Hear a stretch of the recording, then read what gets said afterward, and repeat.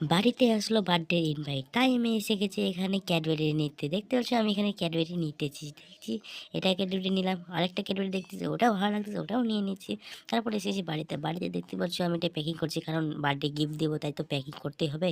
এটাকে আস্তে প্যাকিং করে নিলাম। তারপর দেখো দিদি দেখাচ্ছে। তারপর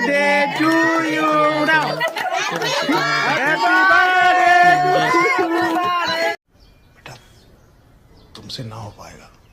Happy birthday to you. Happy birthday to you. Happy birthday to you.